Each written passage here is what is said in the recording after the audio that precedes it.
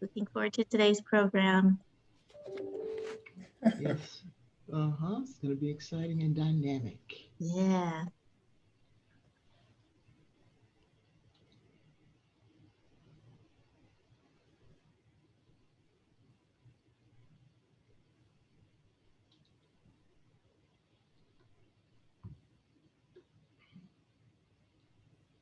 Mhm.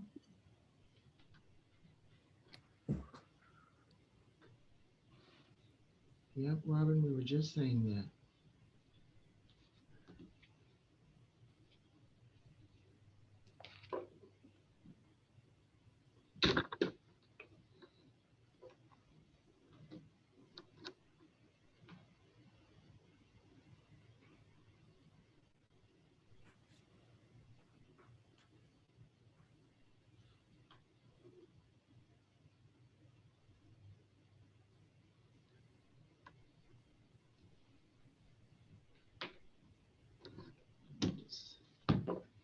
I'll be right back.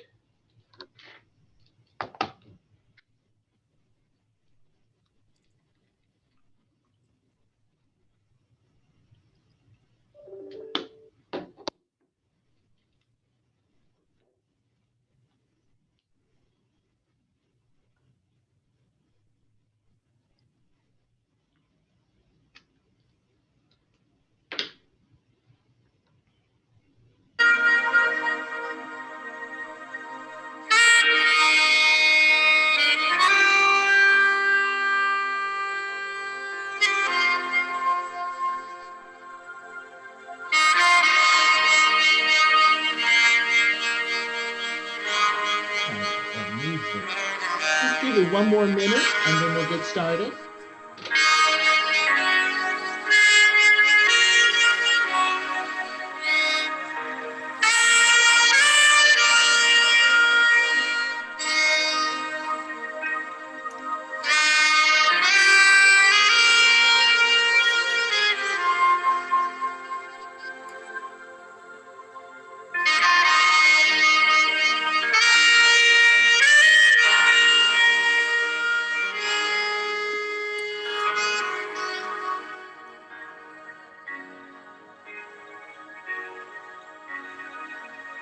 Okay,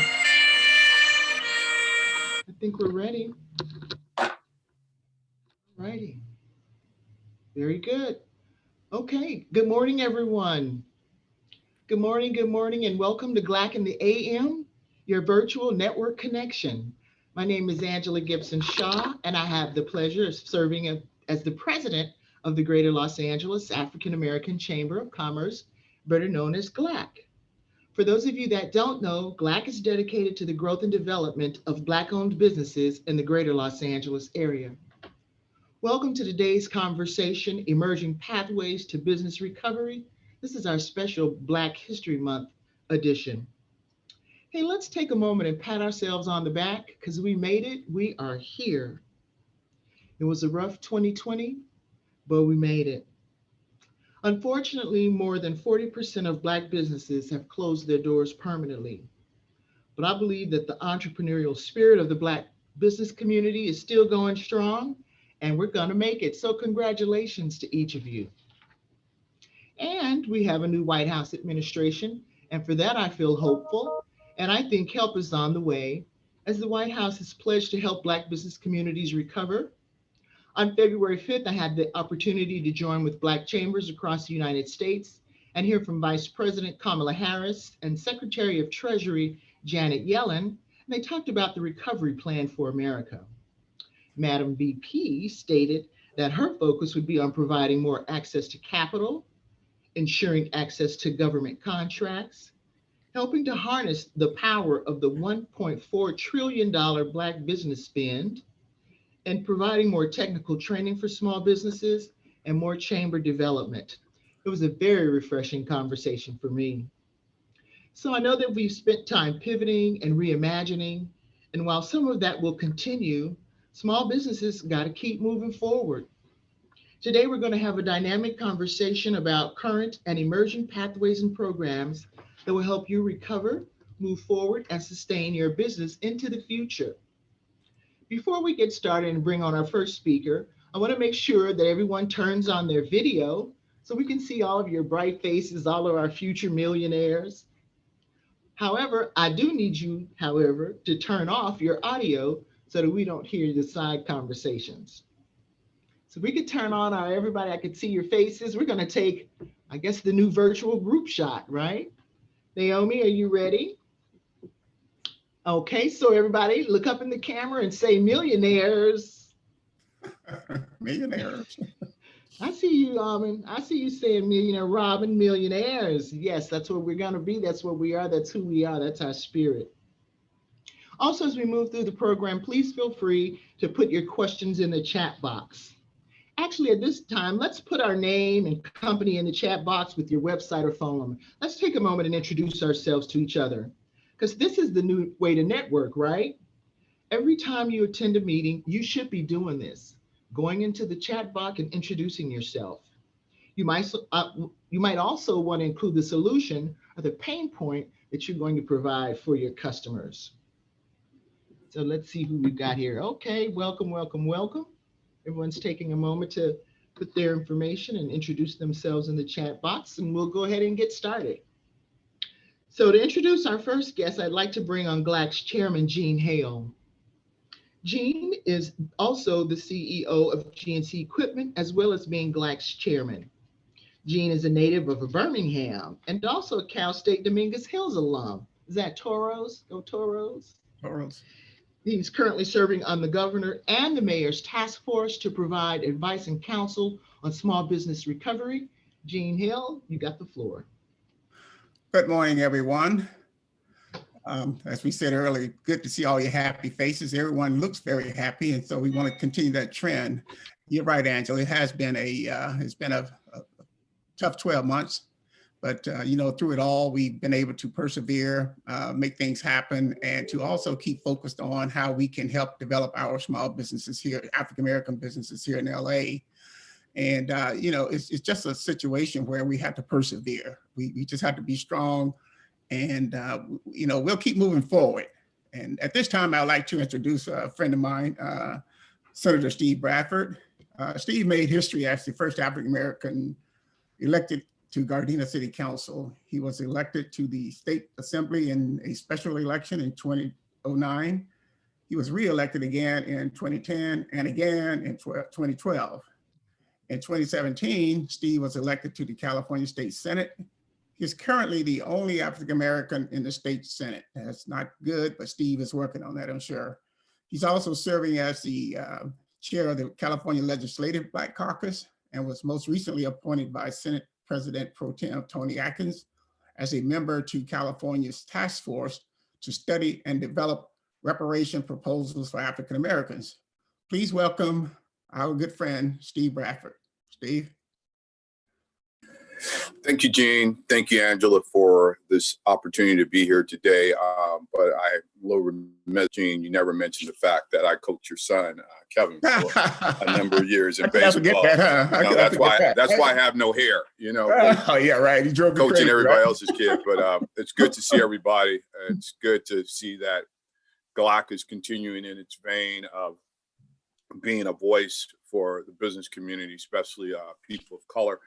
And it's not lost on us, and it shouldn't be lost on any one of us. As we celebrate Black history, we should take a moment to remember former Assemblywoman Gwen Moore and the work that she has done, and her legacy continues to live on in this space of diversity, and especially for people of color and women of color in the utility area. And what we have today with the utilities in the area of Junior Order 156 is solely because of the legislation that she put forth some 35 years ago to make sure that people who came into this building, this Capitol where I currently sit, looked like her when they came into her office to talk about utility issues, and made sure that not only did the companies reflect that diversity, but the lobbyists that they hired as well. So I just want to make sure we gave Ms. Moore a special shout out today. But I want to, again, commend the Chamber for what they've done. Glaaacc has established itself as a clear voice for minority businesses, especially African-American businesses in the greater Los Angeles area. And it is greatly needed now more than ever before. We all know, as stated, the impacts of this pandemic, but the pandemic is just a reflection of what has been happening in this country for over 400 years. This pandemic just exposed the fissures that already existed and just shine light on where the disparities existed under this crisis situation. And it's, again, important why we continue to stand and alert and raise these issues and be a voice of change and advocacy. I'm honored to also serve as one of the co-chairs of the Economic Recovery Task Force, the Senate Economic Recovery Task Force. President Pro Tem Atkins appointed me and Bob Hertzberg last year in March to help oversee this recovery program that we're currently in and will probably be in for another year or two. And we brought forth a variety of legislation from tenant landlord protection, which I was the co-author, AB 3088, that protected not only tenants, but landlords as well.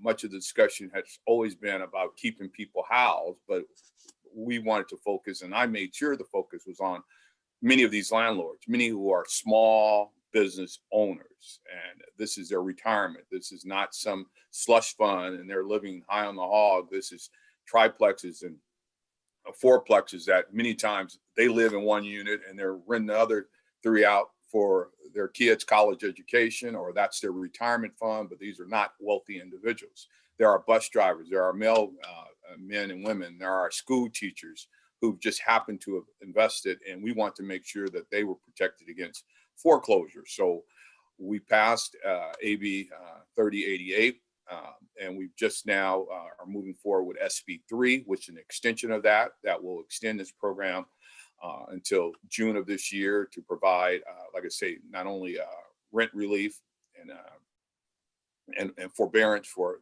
renters, but also foreclosure protection from these small mom and pop owners. It's not for the big corporations, it's for the small mom and pop owners of these apartment units or triplexes or duplexes. So we're excited about that. Another piece of legislation that I passed last year was SB 1447, which was the small business loans. It was $100 million, and we have a commitment from the governor to extend that this year for another $100 million. And that simply provides any company that hired new as of July 1 of last year or rehired a employee that had been let go due to COVID, $1,000 tax credit for that business person. So it doesn't sound like a lot of money, but it helps in these tough, difficult times. And yesterday we passed phase 2 of our what we call our version, California version of the Paycheck Protection Program. Yesterday, SB 87, which the governor is probably signing right now, and I would be at that signing, but I've committed to do this, and it's putting another $2 billion on the street. It's going to provide those low-income folks with that make $30,000 or less a $600 one-time check, and for those with a joint income less than $70,000, a $1,200 one-time check. Again, not a lot of money, but it's something in the time of need. It also is going to provide billions of dollars of loans to small businesses. And if you look at my floor speech yesterday, I stressed the fact that we want to make sure that this money goes to small minority-owned businesses. And I literally just got off the phone with Ms. Guzman, who is the director of GoBiz, as it relates to CDFIs that are now going to be charged with putting a lot of this money into this community. And my challenge there is to make sure that these small businesses know about these CDFIs. We know about the banks where we're often turned away from loans and don't get favorable rates as our non-African American, non-Latino counterparts. So if the government's going to entrust these CDFIs, we have to make sure that we know who they are and that they're trusted entities like Vermont Slauson under the leadership of Joe Roseanne, who's doing an outstanding job, but he's new to the space of CDFIs. Vermont Slauson has only been a CDFI for about 3 years, but we have industry CDFIs like Lindustry, which will be in charge of putting 500 million over the next 9 months out into community, and we believe it's going to be another 500 million again for small business loans up to $25,000. So we want to make sure that the community and the business community is aware of that. So, and working with like I say, GoBiz, the governor's office, and if anybody has any questions about that, you can go to sba.gov. That's sba.gov, and many of these loans, the second drawdown will be available until March 21st of this year. So I encourage any of your small businesses that are online right now to take advantage of that. The money's out there, and we want folks to get it. And again, I want people who look like us to take advantage of that. So, and again, I'll stress the COVID relief grant program for small businesses that, again, Lindustry will be responsible for putting those dollars on the street, and it's going to be another matching 500 million. So there's going to be $1 billion that's going to be available to businesses. And we also in the legislature increased the California Rebuilding Fund. That's going to be 125 million offered in low interest loans to small businesses, again, who has, like I say, less than access, I should say no access many times from traditional banks and traditional loans. So this is going to be critical in, again, putting resources into these businesses. And a piece of legislation that I'm introducing and proud to author is a bill that's sponsored by our insurance commissioner, Ricardo Latta. Last year or year before last, we authored a bill requiring the insurance industry to do much of what I spoke about earlier, diversity and procurement and contracting. As we know, banking and the insurance industry is the last bastion of white male industry where they control pretty much all of it. So we're going to make sure that our insurance industry looks like their customer base. It's diverse and that they contract with minority-owned, women-owned businesses. So we're excited about that. We're disappointed at the early numbers that we saw from legislation last year. It was voluntary, but many of the insurance companies did not want to voluntarily show what a great job they claim they've been doing in the area of diversity. So we're going to press on and continue to make sure that, again, our business community reflects the great diversity of California, the great diversity of this country. And again, we think that which Glaaacc has done, Ms. Gibson Shaw, who I've known for years, her role when she was with AT&T, Pac Bell, all those rebirths of the Baby Bells and the split and the merger and back together. And like I say, Gene Hale, who is, again, my neighbor, I live right around the corner from him. But again, all the members of Glaaacc for what you do on a daily basis, and hoping to make sure that we fight for what is rightfully ours. And again, I'm going to speak to one piece of legislation that has very little to do with business, but it impacts us in all shape, forms, especially as people of color. And that's SB 2. That's my bill, the Kenneth Ross Jr. Act. It's the police decertification bill. I introduced that bill last year as SB 731. Unfortunately, it did not get a vote on the assembly floor. It's probably the most important piece of legislation I'm going to do as a legislator, and it's going to provide a transparent, fair way of getting rid of bad cops. And for those of you who do not know the name Kenneth Ross Jr., he was a young 25-year-old young man who was shot in the back 3 years ago at Raleigh Park, where I coached Kevin, Hale, where I played as a kid, and where many of you guys know where I've hosted the Gardena Jazz Festival for the last 18 years, and which is literally walking distance from my house and Gene Hale's house. Kenneth Ross Jr. was shot in the back by a Gardena police officer. And as soon as I heard about this, I'm like, that doesn't sound like Gardena. I said, this does not sound like Gardena. I've grown up in Gardena. I've been here since I was a kid.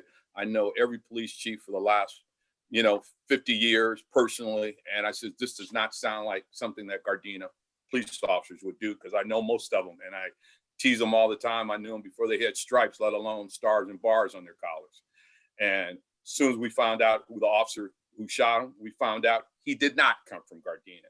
He was a person that they hired from Orange County, who worked at an Orange County Police Department, who mysteriously left that department after 3 bad shootings in Orange County and was hired by the city of Gardena. And this bill will stop this wash, rinse, and repeat cycle of allowing bad cops to resign and get hired by other departments. And many times it's these smaller cities that hire these officers from bigger departments because they feel they've already been trained and already, don't have to bear the cost of academy and all that. So they hire these some type of rogue officers. I say this is important because if the community doesn't feel safe, then your businesses won't be safe. If communities aren't safe, people are not going to come wherever your business is to do business, especially if you're a person of color. And again, this is not a got you on law enforcement. This is just a means of getting rid of those bad cops. And we know they exist in every department. They're a small percentage, but that small percentage stains the work of those good men and women, those men and women that I've known for 50 years, many of whom Gene Hale knows. I did the initiative for the Police Foundation when I was on Gardena City Council. So people know I'm a friend of law enforcement, but I'm a friend of good policing and not bad. So I just wanted to put that out there. It's going to be vitally important that we get support on that measure, because again, not until the community feels safe and trust men and women in the uniform can, I think, a business community be safe as well. So just wanted to put that out there, and I will stop right there. If there's any questions, I'd be more than happy to answer any questions at this point. Yeah, Steve, Gene here. I'll just jump in before the others. One of the things, we had a conversation with the governor yesterday, and everyone talks about that equity and inclusion, but the Biden administration, he issued an executive order, and I'll just read here, which clearly defines the importance of racial equity to his administration. And so the question came up, asked the governor yesterday, have you done such a thing? And he said no. And do you understand why that can't be done, or why it hasn't been done? You're asking me why the governor hasn't done it? Yeah, because here's the thing, right? If he's not articulating a vision for his administration clearly through an executive order, I mean, how do they really know what equity looks like, right? So yeah, it's just a question, but I mean, I think it's an important question, right? Very much so, and it's somewhat ironic.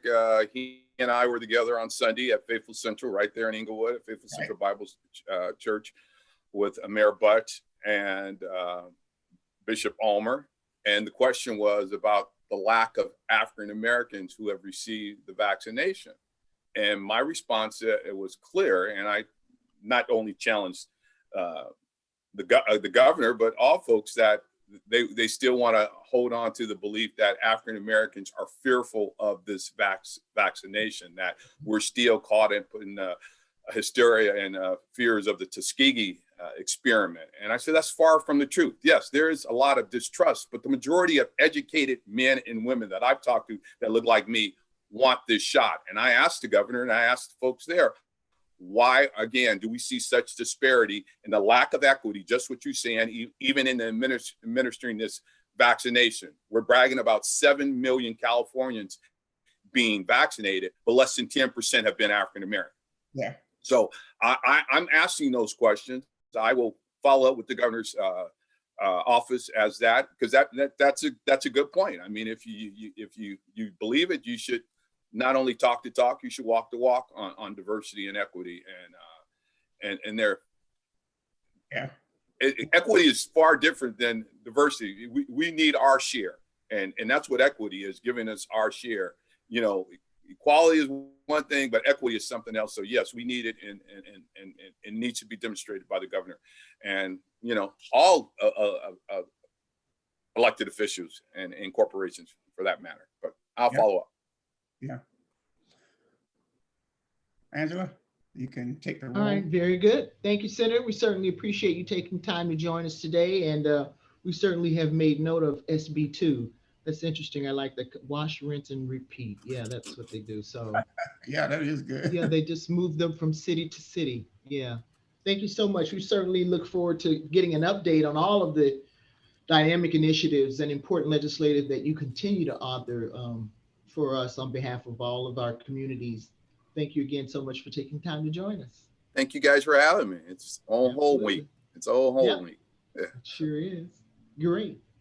All right. So now we're going to keep the program moving. And Senator, feel free to stick around. Hale is going to update us on Glaac programs for 2021. Yeah, thank you. So as we said earlier, it's been a rough past year for our members and other small businesses across the country. But you know, what Glaac has done, we tried to be in a position where we could offer assistance, technical assistance to our members. We've done some networking videos with different companies. And we also had a voice on the movement of the dollars through the community, meaning that we understand that most African Americans, when they went to apply for those loans, they just didn't get them. And the banks were more interested in dealing with their own existing customers, and especially the larger dollar volume loans, because that's where they make their money, on the commissions that they receive from the federal government. One of the things that, you know, I'm involved with at the governor's level is I'm on two committees for the governor. One is the governor's African American Procurement Task Force. And the role there is to find ways in which we can break down barriers and find different ways in which African Americans can participate in more state contracting. The other is I'm on the governor's African American Economic Council, whereas we try to hold the governor accountable related to some of the things that Steve Bradford just talked about, testing, lack of resources in the Black communities, those kinds of things. And we're making some progress. We're looking at making sure that all the state agencies have a minority business program in place with some sort of a codification where in law that they have to meet certain goals. Now, we're not talking about violating Proposition 209, but there are things you can do outside of Proposition 209. So those are some of the things that we're doing. You know, also we're working with the governor, the mayor's office on a number of issues as well. I'm involved with a lot of other organizations like the Southern California Leadership Council and the Los Angeles Economic Development Corporation, trying to find ways in which we can convince banks and large corporations that, you know, we need to be part of their inclusion programs, and they need to spend more money with us. And so we've had some success. Many of our membership has grown, you know, which is good. We have a number of corporate companies that have come to us looking for ways in which we can help direct some of their resources to African Americans. And Angela, if you wanted to, I know you're the expert in that, if you wanted to jump in here real quick on that, that would be helpful. Oh, no, you're doing a good job. Thanks. So yeah, I think that what we need to do is just keep, you know, keep pushing ahead and bringing the value propositions to these companies in terms of, you know, what we found too is that many of them just don't understand how to do business with Black folks. Some of them just think that having a person on a board of directors or a diversity person, that's all that's required. But then when they look at the numbers and see that, you know, they really are not spending dollars with African Americans. So, you know, we have a voice because, you know, we represent a substantial economic driver for these companies to sell their products. And so they have to be aware that we do have some weight and that we can carry that weight. But I think that things have to change. The banks have to change their attitudes. Corporations have to change their attitudes. So there's just a number of things that we as Glaac are going to do to ensure that that's what we're going to do. So, any questions for Thank me? you, Jean. Yeah, we want to take a moment and if you could put up the slide about some of their programs. Yeah.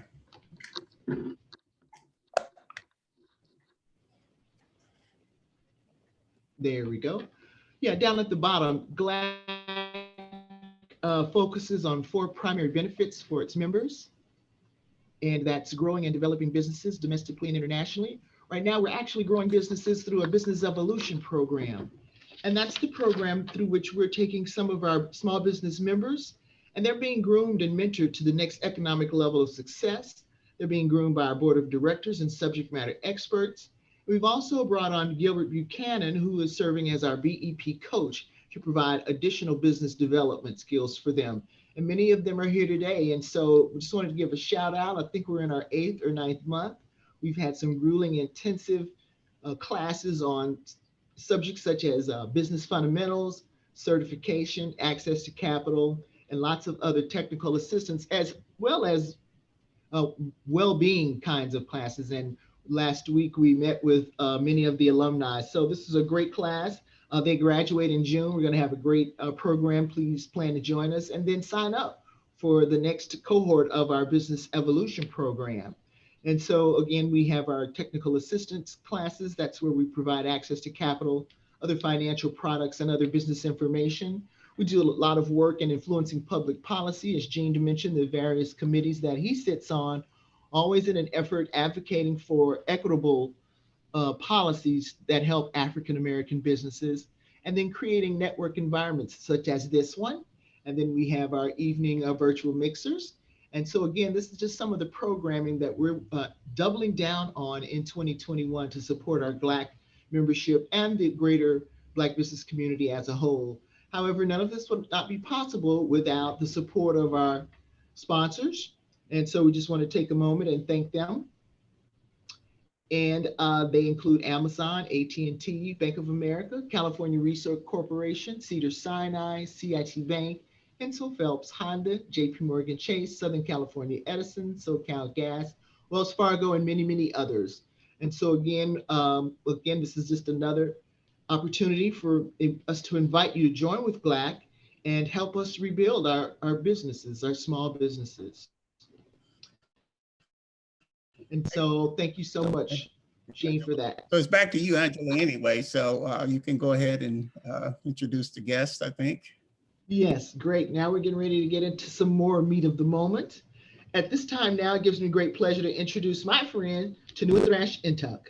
Tanua is the executive director of the Los Angeles Local Initiative Support Corporation, and she's a seasoned community and economic development practitioner of more than 15 years with both nonprofit and private sector experience. Her strengths range from community advocacy to asset and real estate development around neighborhood revitalization. Prior to joining LISC, Tanua served executive director as the West Angeles Community Development Corporation, West A CDC. There, she was responsible for the asset management and oversight of the West A CDC's real estate portfolio valued at $150 million. And that's, I believe, where we first met, Tanua, right after you had taken this position of previously occupied by the iconic Dr. Lula Balton, and you were over on Crenshaw there. And so excited to have you back and hear about the wonderful things that you're doing over at LISC. And so I can't wait to hear about it. Ladies and gentlemen, Ms. Tanua. Thanks so much, Angela. Yes, you took me back for a moment there. I was like, before husband and kids and other, things in life, I was over at West Angeles CDC doing community work, and certainly proud to be working under the leadership of both Bishop Blake and Dr. Lula Balton at that time. Gene, thanks for having me on as well. Really, really appreciate it. Yes. And Senator Bradford, thanks so much for reminding us how important it is that we have community development financial institutions, CDFIs. I'm proud to know that as the leader of LISC CDFI here in Los Angeles, we helped LA County put out more than $100 million to small businesses and nonprofits during 2020. and making sure that we were able to undergird our business community. This year, 2021, will be no different. Some of you have seen already that LISC has announced what we've been calling the Black Economic Development Agenda for 2021. And I want to make sure that you all are aware of that we lift it up and that you get connected. Critical to recovery, and Angela, you asked me to just kind of touch on, what is it going to take and how do we make sure that our businesses are able to remain stabilized? Well, by announcing this initiative, I have put up front the issue of making sure that we've got resources for our businesses. So first off, I want to encourage any business that is out there that is on this call, if you have not already, don't ever stop applying for the grant funds that are out there. Continue to find the LISC national grants. They come in now, they're on a rolling basis. We often don't know when companies are going to come with new resources, but make sure that you get on our list so that you can get that information. The LA COVID Fund site is still up. And we encourage you, we're talking with the county as we speak right now. So there's going to be more money that's going to come through the LA COVID Fund. Go there, sign up so that we can make sure we let you know as soon as that opens up. And these have been grants at $5,000, $10,000, as well as up to $25,000, depending on the size of your business. The senator has already let you know that there's another $2 billion that's on its way to communities. And part of what we've been saying in terms of making sure that businesses are successful is get ready and stay ready. That means have your taxes done, make sure your financials are up to date. Not that these are underwriting standards, but you may need it in order to qualify. So we want to make sure you get ready and you stay ready. Then beyond the grants, keep applying. There are other opportunities for recovery. One of the areas that we've been really focused on is making sure that we are shaking the opportunities from key jurisdictions, municipalities, corporations. Those of you who know my background know that I'm a Green Lining Institute fellow from almost 20 years ago. And so it is critical that we have supplier diversity opportunities for our businesses. I would encourage you to take a look at our Ascend LA program. This is an exclusive opportunity to be able to access management skills. You'll be in business school courses at LMU. Second, you'll be able to get market opportunities. What that means is that we are providing for you one-on-one assistance with someone who will help you get that bid together, put that bid forth and win it. The goal is to make sure that you win it. And then finally, the other M that we have is money. And so as part of the Ascend LA program, we want to make sure you've got the capital to be able to achieve on these opportunities. So check that out. ascendla.org is the website, and it may go up in the chat in just a moment. A couple of other things I just want to bring to your attention as additional resources. Before the year is up, we will be opening up our Black Excellence and Technical Assistance Initiative. It is specifically for those who are in the personal care services. We want to be able to support our barbers, our hairstylists, our nail techs, our eyelash ladies out there who are doing that work. Our communities have been devastated by the COVID-19 crisis and the kinds of things that we've had to do to socially distance in our businesses. And so what we want to do for 2021 is really invest in a key part of our business base and make sure that those businesses in our community are doing well, are connected to resources.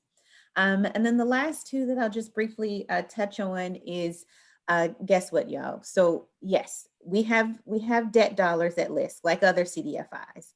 But one of the things that I have been lifting up over and over again is that I want to raise equity dollars to support our businesses. What does that mean? Our businesses don't just need debt, they need equity. And without the friends and family network, many of our businesses cannot get access to that equity. And so we are exploring right now, it's in my strategic plan, it's on my mind, and it's in my heart to make sure that we are looking at ways to raise equity dollars. When I leave this call today, I've got another conversation where we're looking at some models right now. If you're a financial institution, if you're another partner that is interested in equity as well, let us know. We're looking to build a fund around that. And then finally, the senator, touched on this at the beginning, but for our landlords out there, we are hoping that help is on the way. LISC has been selected as one of 3 key partners for the state to be able to make sure that the state moves not only its $2.6 billion, but it's really the $1 billion in rent relief and utility relief for our communities. And so you may have employees, you may own property. We want to make sure that everybody, when the portal opens in about another month, is able to get into the portal so that we can bring those grant dollars down to our community. So Angela, we think that these are some of the key elements to recovery right now. And just proud to be able to be here today among colleagues who are also on the panel. Great to see all of you as well as we, lock arms to make sure that we support Black business here in Los Angeles. Thank you, Tanua. That was great. I got a couple of takeaways from that. Never stop applying. Never stop applying. Small businesses hear that?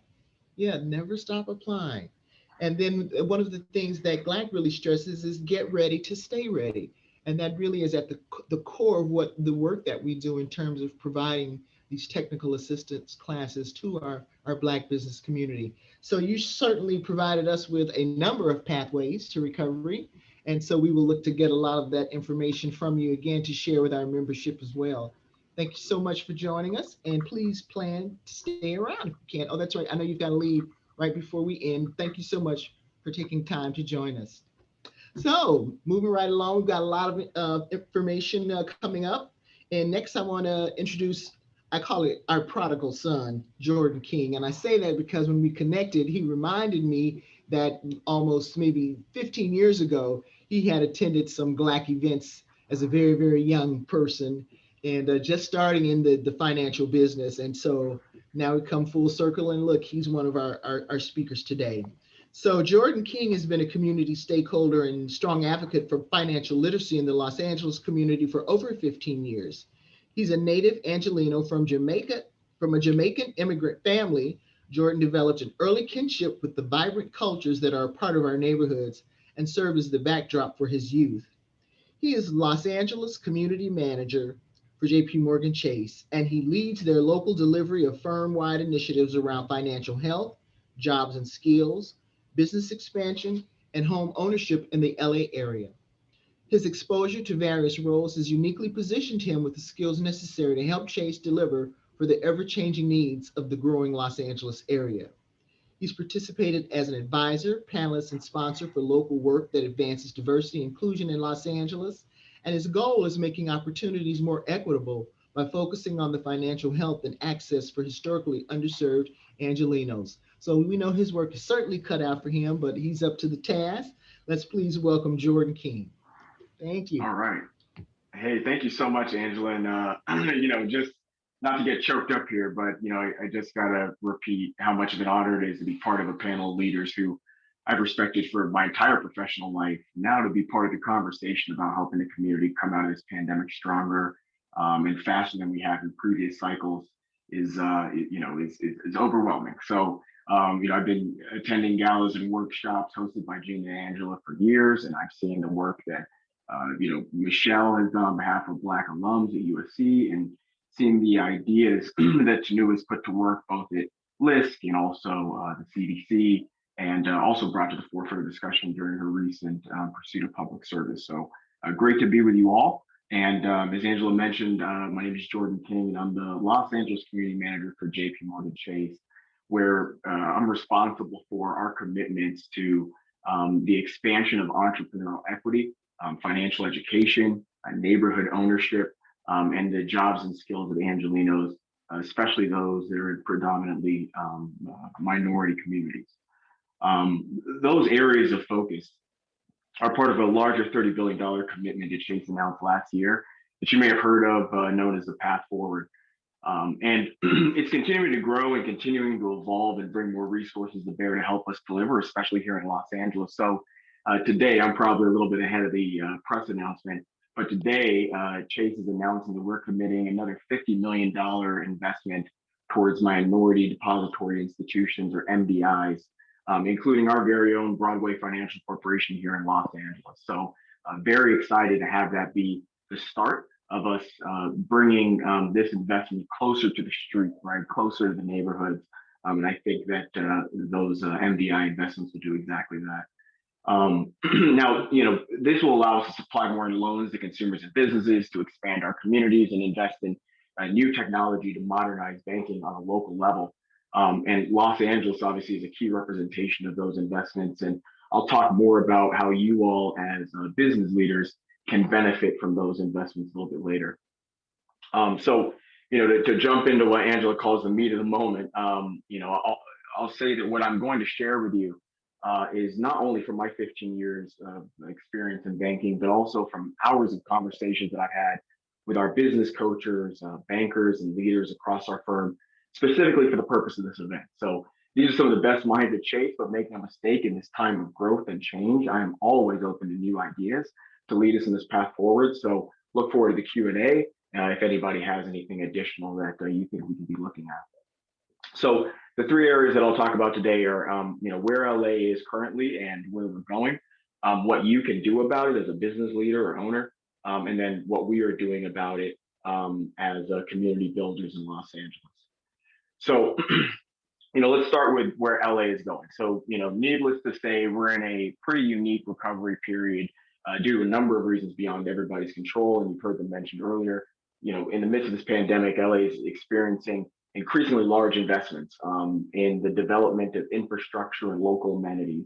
Obvious examples of this, are the Crenshaw Corridor, the SoFi Stadium, along with the city soon to be hosting the Super Bowl and the Olympics, and various other large sports and entertainment events. Obviously, on the other side of COVID, but there are also existing equity gaps in the community that will affect how these opportunities are shared across minority communities. For example, for every $1 that a white person makes, 75 cents are made by a Black or brown person. Latinx and Black families will form 77% of the households in the next 10 years, but Blacks only represent 42% of homeowners today, or 42% of African Americans are represented in homeownership today. Last, and why you all are so important is, Blacks represent 13% of the total US population, and certainly that much economically, but only 4% are small business owners. So as these communities, especially Los Angeles, grow and thrive, it's important that members of the chamber, including all of you today, take action to capture as much of this opportunity as possible. As one of the largest and oldest Black and brown communities in the nation, we need to be making similar investments and help ensure that there are different outcomes during this community. So what can your business do about it?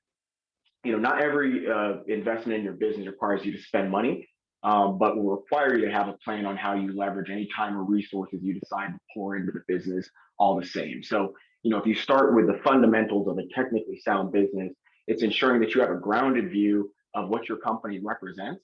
And, and I'm not just talking about what it represented, 5 years ago or even today, but what it's going to represent in the future. Thinking about who your successors are, not only internally, but also externally. So, taking a look at companies who will, one day seek to replace you, or employees within your own firm who will be able to succeed you in the future. What is their future going to look like? And how is it that you can stay ahead of that today, especially in times of change like this? One of the most common ways that we've seen businesses pivot in the pandemic is meeting, rapidly developing yet increasingly accessible digital markets. I recently went to a local business that I relied on the word of mouth of a friend to find. And when I typed in the cross streets and the type of business, the only listing I could find for this business was off of MapQuest. Now, fortunately, I'm tenured enough to know what MapQuest is, but I couldn't help but think how much of a missed opportunity it was for this business to showcase their beautiful showroom and everything that they offer the community, to future generations or to current generations like Y and Z consumers that are not only currently in their community but also maybe passing through. If you haven't watched, Glaac has some great videos out there, but there are also some new programs that are available, like LA Optimized, that can help businesses modernize like that. Beyond that, the way that you account for and track your business flows, both incoming and outgoing, matters tremendously. As I heard discussed in previous Glaac and the AM events, preparedness for capital opportunities is paramount, and creating, they're paramount not only in creating a strong and resilient business, but also one that's prepared for growth. So some forms of raising capital create debt, and some don't. But if you've accessed and managed that capital well, you can create opportunity with both. In addition to traditional loans, capital can be in the form of infusions from external stakeholders, from grants, from CDFIs. Tanua reminded us that it's more than just grants. And the senator mentioned the importance of you all knowing and accessing these resources. So I've included some links for you at the end of my presentation, and also be sure to include them in the chat for everyone to use. But I did want to mention some CDFIs like USC's new venture that Michelle may be talking about. The Opportunity Fund. Earlier, you heard Lendistry, who are great resources, and also JPMC or JP Morgan Chase and List partner on the expanding the Entrepreneur of Color Fund, which supports minority-owned small businesses as well. Getting ready and staying ready, as you've heard a couple of times, is key. So changing your business and accessing this capital, all these things sound great, unless you're one of those businesses who hears maybe a not now right now, right? Or feel as though right now isn't the time where you can expand or you can grow through access to capital. And that can be due to a number of reasons. But a lot of times it's because we see business owners not getting their business credit for everything that it does. So, I understand that it's challenging to unwind from an operating model that just kind of works, as opposed to one, or I should say, and then building one that shows the work of your business. It's not easy. And, if you see that in your business, you should make a commitment to understanding what it means to give your business credit for everything that it's worth. Some great resources for this are also included, like I said, in the links. But I'll mention some being SBDCs, so Small Business Development Centers. I think about the LA Business Source and also WBCs, Women's Business Centers. They're free resources that can help with everything from, technical planning to business plans and capital planning. It's important to be prepared for the moment when it comes, and accessing those resources help you prepare for that. Also, I would mention there's a lot of work being done across a lot of firms, including, I know, USC and JP Morgan Chase, to commit to spending more on diverse suppliers and diverse supplier contracts. So Chase alone, we're committing $750 million over the next 5 years. But we saw some of these contracts lost out on during the expansion of the MTA because technicals weren't in line. And I don't want us to be in a position where we repeat any misses from previous opportunities. So being certified and being prepared for some of these diverse supplier contracts is very, very important. And again, if you stay ready, you don't have to get ready, and it makes meeting the opportunities that much easier. And then last, I'll just finish with what it is that we're doing at JP Morgan Chase and how you can access our work. Make no mistake, we're doubling down and we're building a banking ecosystem to help provide, the answers for the test, if you will, for the near future. So some of the ways we're doing that for small businesses is 2 of our top business bankers, Lisa Dixon and Vanessa Torres, have taken on roles as senior banking consultants. And they have no sales goals. Their only goal is to mentor both Chase and non-Chase minority entrepreneurs to success. Their consulting is at no cost to you or any of the businesses that they mentor. And I'm happy to make that connection if necessary, but you can also see their contact information there on the screen. Also, in a couple of months, we'll be finishing our new community center off of Crenshaw and Vernon. where we'll provide open use community space for skills training. We'll have small business pop-ups, we'll have theater space, and state-of-the-art audio video, 2 173-inch screens that you all can use to host events around those community priorities or to attend events that we or our partners or Glaaacc put on locally. So that'll be happening in April, more to come. And we'll share details on how you can join us when safe to do so. And then last, promises my last point, on the 25th, so just in 2 days, we'll be hosting Damon John from Shark Tank and Emmett Smith, along with our very own Deidre Porcher. They'll be hosting our first Chase for Business Black Business Summit. It'll be a state-of-the-art event that we worked on with Samsung. That'll have virtual meeting space that will bring a lot of the networking benefit of a traditional conference to a virtual space. We're really excited to see how it goes. It's a little bit experimental, so wish us luck and please attend. It's like I said, on the 25th at 12:15 local time. There's still some space available, and the link is there, chase.com/CFB Black Biz Summit. Please register. We hope to see you there. So thank you all so much for having me once again, and humbled to turn it over to my friend Michelle Turner next. Thank you, Jordan. Let's put that slide back up with Jordan's phone number and email address. Jordan, we thank you so much for bringing all of this fabulous information. And so businesses out there, if you need the offer, please take advantage of the offer that Jordan had his team with all the folks that are listed, and give him a call and he can set you up to explore more of their financial programs that Chase has. And so Jordan King, thank you so much for joining us. You got to have some broad shoulders. You're going to be doing some heavy lifting in our community. We appreciate you and look forward to the February 25th, the Black Biz Summit, and cannot wait for the Chase Community Center to open there on Crenshaw and Vernon. That sounds great. And I certainly want to explore the Entrepreneurs of Color Fund. So again, thank you so much for joining us. Please feel free to hang out with us. All righty, now, many of you know her as the director of USC's Black Alumni, but my friend Michelle Turner has a new job. She is the Associate Vice President of Business Diversity and Economic Opportunity at USC. The establishment of this new office under Michelle's leadership builds on a shared vision of a more equitable community for the USC campus. She's going to be charged with engaging minority, women, and veteran-owned businesses to compete for businesses at USC, and it's going to build on USC's existing business diversity by creating sustainable partnerships through skills training, mentorship programs, and networking opportunities. Michelle, congratulations on your new position, and the floor is yours. Thank you, Angela. And thank you so much, Jean, for having me here. It's just an incredible time, even though we're sitting here in the midst of COVID. But I think all of us are looking out beyond COVID in terms of what's next, especially, for our businesses. And many of you may have known me in my previous role as executive director of the USC Black Alumni Association.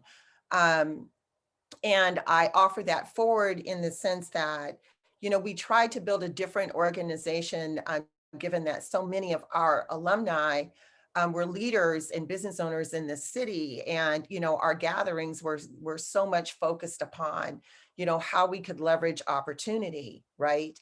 But, as I was sharing with Jordan earlier, when we were just kind of loading on to this call, intention without capacity is nothing. And so for me, it's very much very purposeful, very organic that I move into this next role here at USC as the inaugural officer for the Office of Business Diversity and Economic Opportunity. And, I'm just really glad to be here, bring my passion as a Trojan and as a business owner, woman of color, all of these aspects of our journey and into what this office, could be and should be. Next slide, Angela. I'm going to talk fast just to respect everyone's time. But I want to start with a story of USC. Some of us already know, or think they know who USC might be. We're always associated with the sports narrative, of course, and the fact that we're a very big place. But we have new leadership at USC, and I offer this because we have reshaped our mission and our reason for being in terms of anchoring with the community. We are 141 years old now, which I think is kind of mind-blowing in a sense, because I was a student at SC when we turned 100. But we are a highly selective institution, as most of you all know, a private research institution. Our mission is to serve students, patients, and communities through excellence in teaching, research, artistic creation, professional practice, outstanding medical care, and public service. And that public service piece in our mission is intentional. We are a world of 22 schools and units, each basically have acted independently under the umbrella of USC, which is important when we start talking about reducing barriers for minority and women-owned businesses. We have 46,000 students, 19,000 of them are undergrads. We have 437,000, a little bit more in terms of living alumni in the Trojan family. And this now is becoming important for us because alumni are representing more and more diverse every single day. We have a thriving hospital system. Many of you know of our Keck Medical School and Hospital, but we also have a cancer center and several other hospitals and clinics now that are thriving under the USC enterprise. We are the largest employer in Los Angeles. We employ short above 29,000 employees now. However, importantly, this last bullet, we generate $8 billion worth of economic impact indirectly and directly. That number came from a 2017 report, and it will be at least that, if not more, when we start to really put our arms around a newer look at our impact in Los Angeles. But $8 billion is massive. And if you go to the next slide, Angela, it really starts to spark thinking about, well, how can we direct this impact much more intentionally in our community? We are an urban metropolitan university. And even though we've touted that in the past, we've never taken the opportunity to look back into our community as a potential anchor. But it takes leadership to do that. And we have new leadership at the university. President Carol Folt is leading a new vision for how USC can be an economic engine that benefits inclusivity in the region. And so it's really because of her that this new Office of Business Diversity and Economic Opportunity is able to live now. We have a 4-pillar vision. The first is to advance economic opportunity by reducing barriers to doing business with USC for minority, women, veteran-owned businesses. We want to create a shared vision of a more economic, equitable opportunity and community, and I'll talk about that in a minute.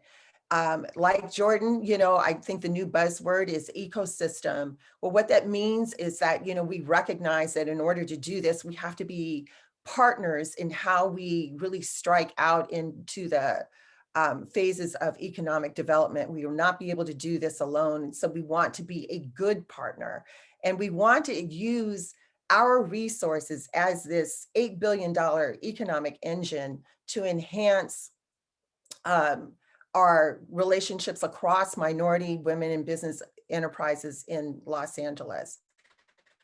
Go ahead, Angela, next slide. I want to spend some time though talking about what this will look like, because the BDEO office is not a procurement office. And most supplier diversity conversations live within a procurement conversation. We have looked at the way that other universities across metropolitan urban environments can actually draw investment into communities by an anchor institution framework. And that's where the BDEOE office comes in. So our process has been in December. The new job was announced, actually December 11th or so. A week after that, we went on Christmas break, so we really didn't get any work done other than I got, of course, the honor of being announced in the position. But since then, in January, this is where the rolling up of the sleeves has actually started to happen, where I'm taking the opportunity, working with some consultants as well, partnering with our internal USC stakeholders to really look at our business processes right now as they exist, to understand what the barriers have been, especially for minority and women business owners to be suppliers with USC. That's taken the January, February timeframe. We're looking at a spring launch for BDEO to really anchor into the community. But the way that we will do that is through a shared co-create framework. And that's going to involve key stakeholders from our business and finance office internally, because we have to change the way that we are doing business internally. And then we are going to partner with key stakeholders in our community, Glaaacc being one of them, so that we can, decide and shape together what this ecosystem should look like, how we drive benefit in the community together. And so this is a new model. We've seen it work in Chicago. We've seen it work in Philadelphia. We're seeing it work in Baltimore. But what we will do is, by doing this together, surely this time deliver on the potential of driving economic inclusion and equity into the region. Next slide. Our approach, Angela loves to use the term reduce barriers. And that's our, main impetus, reducing the barriers for supplier entry into USC. I'm finding right now, as I'm doing our very intentional investigation, that there are absolute reasons why it's been a little difficult. And I'm sure if you've ever tried as a supplier to navigate into USC's portals, nothing connects right now, and nothing's really easily understood. But when we create this together, I promise you, we will have dashboards, portals, all of these things that make it very easy now to come into the USC space. We will be looking at our goods and services, professional services, and construction-related supply chain. We will also be delivering value to our suppliers so that we can capacity build strategically. And, we have brilliant minds behind business and supply chain optimization and these kinds of things. We need to put them to use in our community, and that will happen through partnerships with the BDEO. And primarily, because we're able to shape this with diverse voices, this is how we're going to be able to drive innovation. And I know a lot of people use that word innovation. We use it a lot in the academic world, but it really happens because of diverse perspectives. So this is something that I'm absolutely looking forward to driving. Go ahead, Angela, next slide. So what is the BDEO going to look like? Theoretically right now, that's going to be up to us. And you're going to see through a very intense communications effort, how we will be aligning key stakeholders, how we will be working together, not just to do the standard kinds of procurement things, such as easier payment systems, easier vendor identification for suppliers, minority suppliers in particular, but how we build partnerships with regard to, as Jordan was saying before, contract readiness, but what does that look like with regard to USC, and how we also help you optimize your businesses.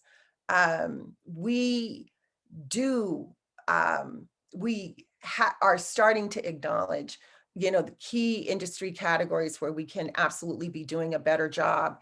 And what we would like to do, is make sure that we establish the relationships with key categories within our enterprise, so that when we do bring you in for matching, you're meeting the decision makers and they're getting to know you.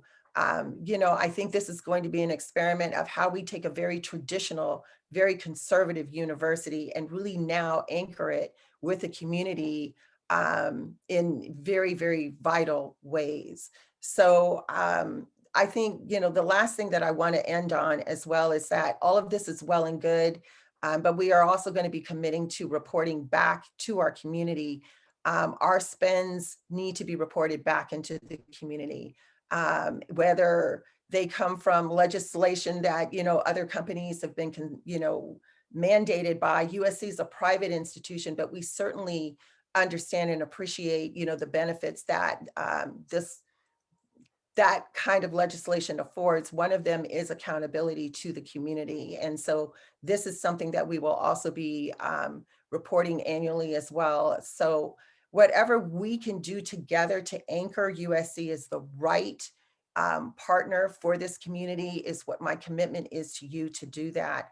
And so we don't have anything right now today, mid-February, but this time next year, I absolutely would love to come back and report on, you know, what the changes have been, what vital partnerships have looked like, and what we will be continuing to do. One of the things that our partnership, I believe, will be tasked with early spring is how we start down the road to create a 3 to 5 year strategic plan, but it will be your plan, not just my plan. So with that, just again, kind of respecting time. I know I've spoken very quickly. That happens sometimes being at the end, but it is my pleasure to be here, and it is my pleasure to step back into this space as someone who wants to drive value through USC and not just talk about it. So thank you, Angela. Thank you, Jean.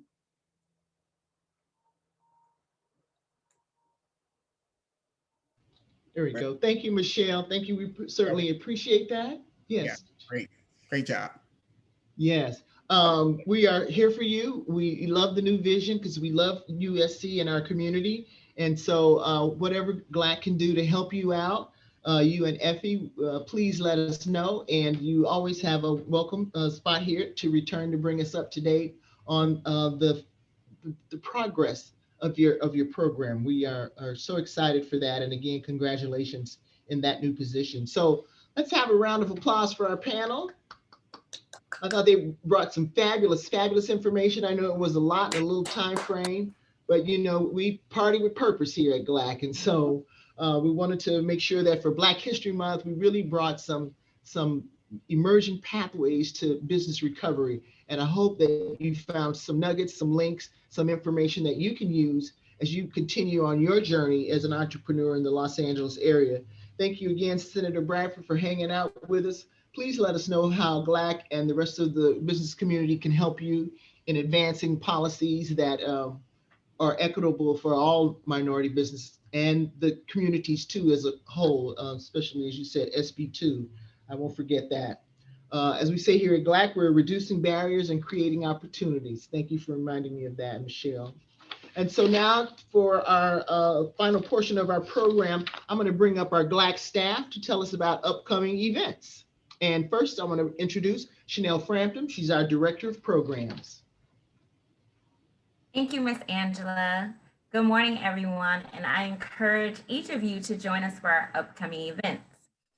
Events are easy and fun ways to support Glaac mission. No matter what your goals are, we find that being around other Glaac members and partners is always a positive influence on business goals and can make an impact on the outcome. Tomorrow, we are partnering with the LA Chamber on a Small Business Strong workshop at 10 a.m. And it features our very own member, Bianca Vobecki, as she discusses her business and how she was able to successfully pivot. Later that day, Glaac is partnering with the LA Chamber again with a virtual Black History Month workshop featuring Michael Lawson at 4 p.m. The registration link for both events will be in the chat box, so please join. On March 18th, Glaac will launch our member Meetup. We will get together with our members to exchange ideas and share success stories. Also on March 25th, Glaac is partnering with Microsoft to offer our membership a digital skilling class on cloud computing. Now I would like to introduce our Director of Operations, Naomi Scott, who will speak to you about how to become a member of the Chamber. Naomi?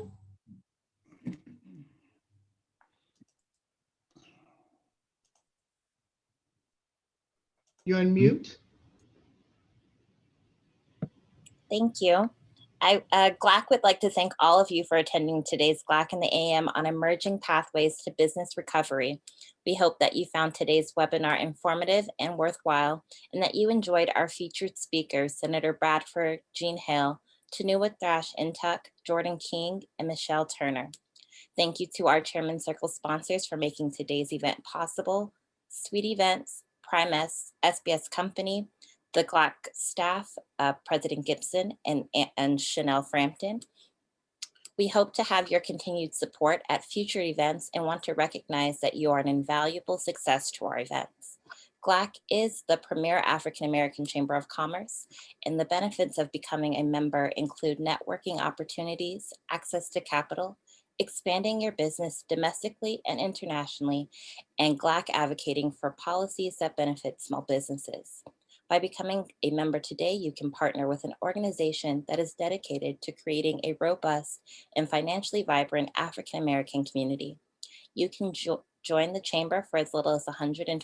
And we would like to thank you all for attending today's event and would like to look forward to seeing you at the next one. This does conclude our program. May you all have a wonderful day. Just like to say to all, thanks again. I really appreciate the commentary. And Steve, we really appreciate you hanging in here with us. So have a good day, everyone. And we shall see you soon. Thank Alrighty. you. Bye. Be Bye-bye. safe, everyone. Take care. Bye, Jean. Bye, guys. Bye. Bye. Thanks, Steve. Hey.